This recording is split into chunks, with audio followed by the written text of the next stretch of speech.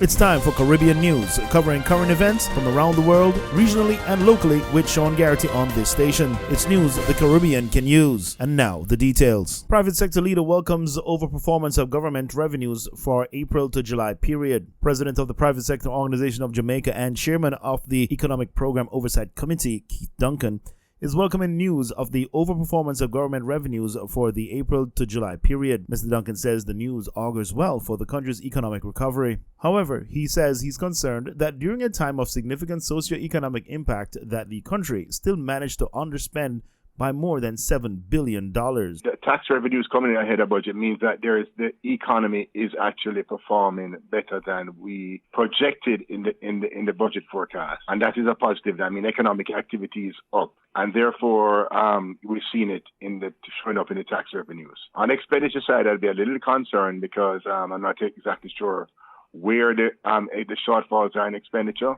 But in a time like this, we need to be ensuring that we are stimulating the economy, so we need to keep expenditures moving. Finance Minister Dr. Nigel Clark has stated the government's intention to utilize the surplus in order to further facilitate the health sector and assist the most vulnerable. Mr. Duncan says as part of the expenditure, he hopes to see spending to ease the burden on small and medium-sized enterprises and those in the informal sector who've suffered greatly from the pandemic. The PSOJ president also believes it would be a good idea for the government to utilize a portion of the surplus to resume the $10,000 compassionate grant previously offered under the It's We Care initiative. David Granger denies stepping down as Guyana's opposition leader. Former President David Granger has denied stepping down as leader of Guyana's opposition People's National Congress Reform (PNCR), insisting that he has only taken a quote-unquote temporary leave. Granger has taken leave from September 1st reportedly to focus on his health, but in his letter to the Central Executive Committee, the former head of state is reported to have made no mention of his illness. In 2018, he was diagnosed with non-Hodgkin's lymphoma and had been treated in Cuba. Granger said that he was taking a temporary leave of absence because he needed to rest and deal with personal matters. Political observers note the timing of the decision by Granger, adding that the party is preparing for its Congress later this year, where the new executive, including the leader, will be elected. Granger is likely to face a challenge to his leadership from at least 3 candidates, including the chairman, Volta Lawrence. In entertainment, Christopher Martin shows off Billboard plaque for #1 album, and then Big Yard artist Christopher Martin unveiled a plaque for his Billboard Reggae album's chart-topping sophomore album, and then in an Instagram video to the delight of his fans. Thrilled about the delivery, Martin could be heard saying, "It's a good feeling," as he unwrapped the package. It's a good feeling, you know? It's a good feelings. Yeah. I'm working forward, you know what I mean? Martin endorsing to the field. That's from back pasture to #1. You understand what I say? Billboard and then. The 15-track album was released by VP Records on May 3rd, 2019 and debuted at the #1 spot on the Reggae Albums chart, after which it descended to number 22 before rising back up the charts to number 2 by the end of that month. In business, GM to cut production due to chip shortage. General Motors will reduce production at many North American assembly plants this month because of the ongoing semiconductor chip shortage hitting its profitable truck and sport utilities, the #1 U.S. automaker said on Thursday.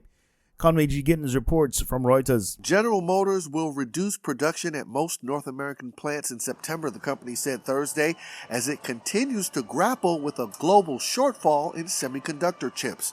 Production halts will start next week at a plant in Indiana and another in Mexico, which are responsible for building GM's profitable pickup trucks. Other plants that produce money-making mid-size trucks, full-size vans, and SUVs will also see curtailed production or shut down extensions.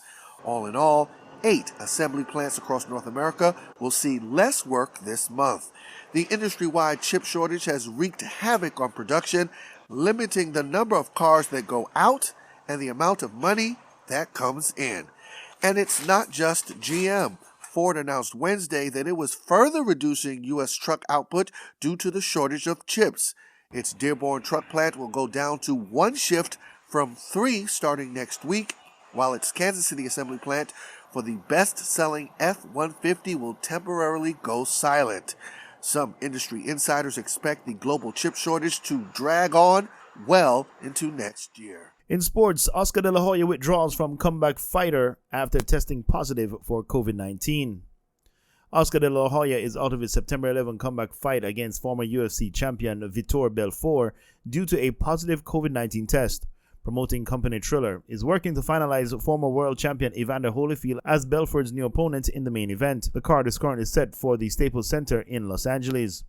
De La Hoya and Belfort were scheduled to meet in a professional contest featuring 8 2-minute rounds. It's unclear if the rules set will remain the same with Holyfield stepping in. De La Hoya was set to return to the ring for the first time since 2008 when he lost to Manny Pacquiao by stoppage. The 48-year-old said he's receiving treatment for COVID-19 in the hospital and expects to fight by the end of 2021. He added that he's fully vaccinated against the virus. Fraser Price sets new mark Parchment wins in Poland.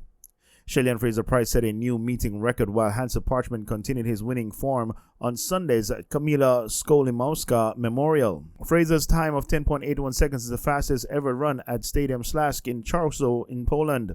Tokyo's 2020 winner Parchment continues his excellent form with a second straight victory over American Devon Allen. Parchment, who wasn't the quickest from the blocks, dominated the second half of the win in 13.26 seconds, ahead of Allen 13.37 seconds. And that was the news, entertainment, and sports with Sean Garrity. Be sure to stay tuned to this station for more news from around the world, locally, and the Caribbean.